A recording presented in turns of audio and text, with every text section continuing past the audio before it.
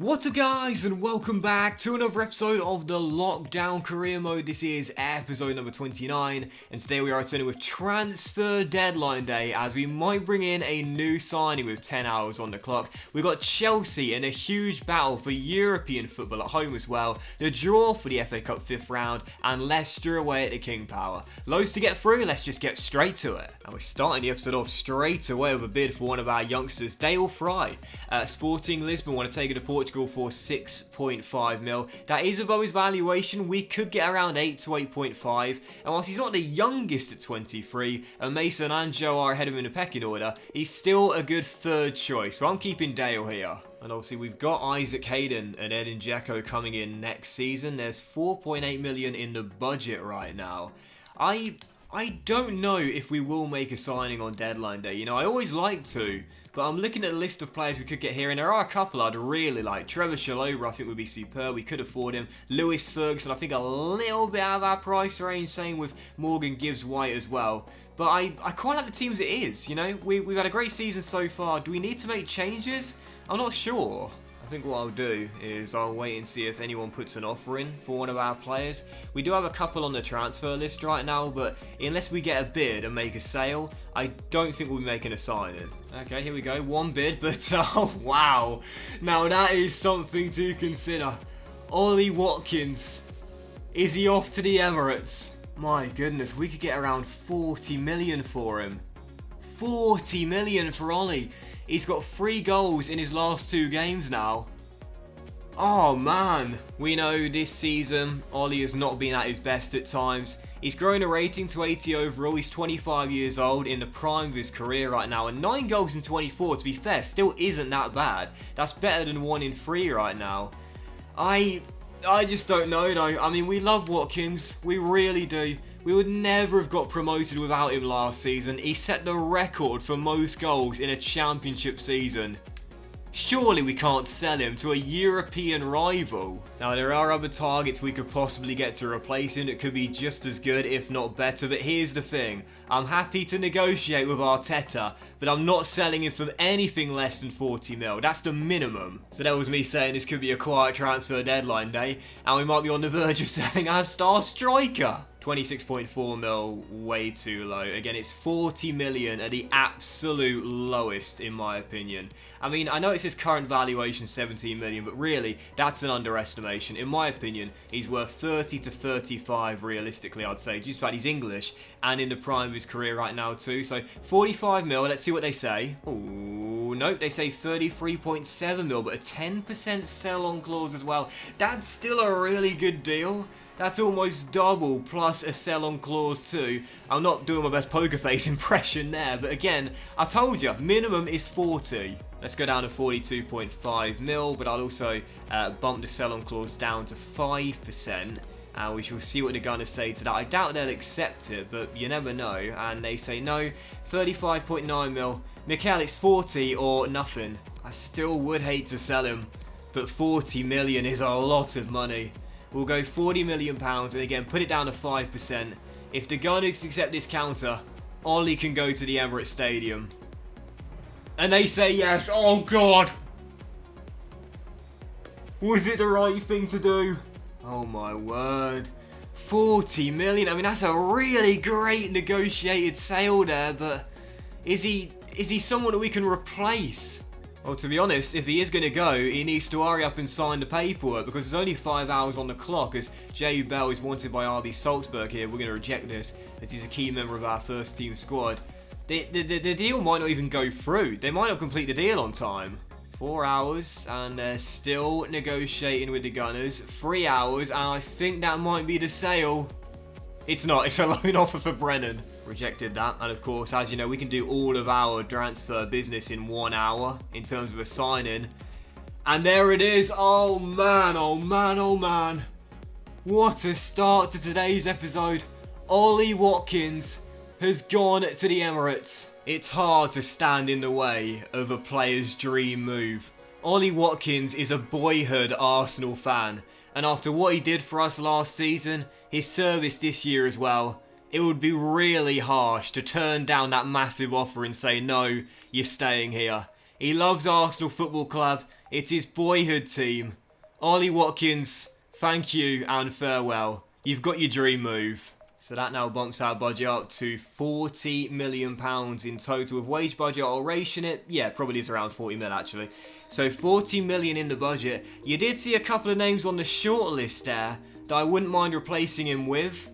Question is, who do I go for? Now, I've got several players on the shortlist here that I'd really like to bring to the City ground to replace him. My number one target is this guy right here, Victor Osimhen. I've never used him before. He's a 22-year-old Nigerian with high work rate, 4-star weak foot, some amazing physical stats with 90 stamina, and technically has a clinical finisher on him as well. He would be perfect, but he might be a little bit out of the price range. You got Origi, you got Michy Batshuayi, Tammy Abraham, sadly we can't get hold of, but quite a few players here to inquire about. So since Victor is the one I really want, let's make him our primary target and see how much he would cost. I don't think Lille will hold us to ransom and ask for around 50 million, but I think they will want more than he's currently valued at right now. What I'll do is put in a valuation bid, test the water, but also include a 10% sell-on clause as well, and see what the French side say to that as an initial offer. Go on, lads, what do you say? What do you say? Oh wow, what was I just saying there? They won't hold us to ransom? I think they bloody will. Damn it, man, he would be absolutely perfect in this team, but unfortunately, he's going to be a little bit too pricey for us here in Season 2. Probably a Season 3 signing, I'd say. If they won't accept the biggest sell-on clause plus pretty much all the money we've got remaining in the bank, then we're not going to take him. And yeah, they're saying no. They want 50 million at an absolute minimum, so that's not going to happen. What a shame. I would have loved to have had him, but sadly not this season. I think Batshuayi would be superb, 27 years old, 81 rated, medium low work rates, meh, but 4-star skill moves, 5-star weak foot, 6'1", balanced physicals and great technicals with a flair trait too. I think he or Divock Origi, the same rating, both Belgium strikers, both have good skills, weak foot, height and also the flair trait too. Either of these would be good backup options, just depends on which one I prefer. Well, I'm going to go after Divock Origi first, put in a straight valuation offer of £20 million. That's half our remaining budget, and it might be a blessing in disguise we can't get the Nigerian this transfer window because we'll still have some money remaining, which we can then save for the summer or sign another player. And RB Leipzig don't want much more either. 21 mil, lads. 21 mil. That's a decent deal, that. 1 mil over his current market valuation. That'll be a really good signing for us. And, okay, 21.6 mil, I'm totally fine with that. That'll be a great signing. You know, I've used Origi on career mode before, but I've never used Michy Batshuayi, ever. So either of them will be great signings for us. Again, they're very similar strikers, both Belgian. Obviously, Michy is a couple of years older than Divock, but the same rating. And Leicester said he wants 26.3 mil. I think we could get him for around the same fee as what we got Divock for. We'll go 22 mil, see what the Foxes say to that. And they say no. Well, you know, I'd really like to try out Michy Batshuayi, but Divock Origi will be the cheapest striker, and he'll be 2 years younger, and Leicester are not budging on 26.3 mil, so I think they'll probably accept this 25 million counter offer, but it's still going to be 3.4 mil over what Divock is, so yeah, I think I'm leaning more towards Origi here. This is so frustrating because if I didn't have to make this decision right now, I would throw this out to you guys and I'd say what striker should I sign and I'd let you guys make the decision. But sadly I've got to do it because we've only got 2 hours left on transfer deadline day and we need to get this deal completed today. So yeah, it's a tough one because I've never used Batshuayi before. I'd love to try him out. They're quite similar strikers. Again, both Belgium, both 81 rated, but Divock is 2 years younger. He's got 4-star, 4-star, Batshuayi has 4-star, 5-star. He'll also be the cheaper player. He's on lower wages right now as well. I think he represents better value for money, so I'd love to try Michy, but I'm going for Divock. Actually a little bit worried about offering the contract here as well, because I don't want to lowball him and watch him and the agent walk out, because then it will be Batshuayi that comes in. But I'll give him 65 grand a week, 100 grand sign-on bonus. I think that's pretty fair there for a 25-year-old making the move back to the Premier League. And Divock Origi is in, 65 grand a week, 5-year deal. We'll have him for his prime. Divock, welcome. He's got some fantastic stats. I love the fact he can play as an inside forward on the left wing as well. And again, I think either him or Batshuayi would have been fantastic replacements for Ollie. And again, the significance of this deal is that we save some money, which we can now use with 2 hours to go, or save it for the summer as well. Question is though, what number is Divock going to wear? I'm going to let you guys make this decision, and I'm going to let you guys choose between two. The number 10, we can take it off João Carvalho, who probably won't be here next season, or we can give him what he wears in real life right now for Liverpool, the number 27. A first team squad number or his official real life number. The choice is yours. Vote in the top right. What number does our star new striker wear? Well, I don't think anyone saw that coming today. I sure as hell didn't, but have we made the right choice there? I'd like to think we have. We still got around 17 to 17.5 mil in the budget right now. You know, Origi is the same age as Watkins, 1 year older, and probably has slightly more potential as well. Tough call, but with money still remaining, I think as hard as it was to do it, it was the right decision. And since we do still have some money remaining, I'm going to pick up one of the midfielders that I've been targeting for a while now. Morgan Gibbs-White or Lewis Ferguson. Both would be amazing players. Morgan, of course, being one rating higher, and they're both the same age at 21 years old. And whilst I'd love to try Gibbs-White out, he's got some fantastic stats on him at such a young age. I think we've got enough players that can do the creative role. João Carvalho and the youngsters Jay Bell and Marco van den Berg. Ward-Prowse often plays further forward, whereas Lewis Ferguson, he looks like another Lewis Travis, and you know how much we love him. High work rates, 3-star, 81 stamina, balanced physicals, really nice technicals, and as a box-to-box, he can play holding mid, cam, and central mid as well. Never used him before. Let's bring him in. And we are not going to get time for Leicester City away today, are we? So I think we just have to play the one game and do the draw for the 5th round, the FA Cup as well. Let's see what Aberdeen want here. You know what we could do? We could ask them if they want to take Ryan Yates, because we don't use Yates much. He's 2 years older, he is 1 rating lower, and it could soften the transfer fees. Well, I like Yates, but I won't be against swapping him. We've got Isaac Hayden coming in next year. Ryan Yates doesn't play much as it is anyway, so this might be a decent little deal here. And Aberdeen say, yeah, they'll take him, but they want 6.6 mil, which is just over the market valuation. So that'll take it to around, what, 9.5, 9.6 in total if you include the Ryan Yates valuation. We'll say 4 mil plus Yates and see what they say to that. That's still a good deal, all things considered. And they say 4.4 mil plus a 20% sell-on clause. That's a big sell-on percentage, but I don't think I'd have any plans to sell Ferguson at all once he's in. He's got the stats I like, he's the type of player I love. I'm okay with that. It softens the transfer fee, and I've got a better box-to-box midfielder. And Lewis Ferguson only wants 18.5k a week, which whilst it might be a wage increase, is still actually a pretty decent contract in today's footballing world. I'll certainly take that. And 20 grand a week, but that's still a pretty decent deal. It is more than he's on right now, but I was expecting to pay that, and I'm fine with it. 20 grand a week for Lewis Ferguson, that's a good signing in my opinion. Welcome Lewis to the City Ground. 2 great signings on deadline day. And we still have just shy of 13 million in the transfer budget as well. We could make it another signing, but you know what? I think I'm done.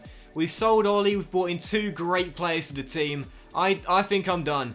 I wasn't expecting a very busy transfer deadline day, but instead, well, that was a roller coaster, and sorry Mitchie, you're not coming in as well. I am really excited about those new guys coming in, and it was so sad to sell Ollie Watkins, considering all he's done for us in this series. But again, Arsenal is his team. It's his favourite team. It's his childhood team.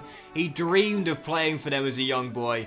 I couldn't stand in his way. That would not be right. We owe Ollie Watkins his dream move to his boyhood club. And we think the players that come in as well, Divock Origi for under what we sold Watkins for, Isaac Hayden and Dzeko coming in next season on frees, and of course Lewis Ferguson for a really good deal as well.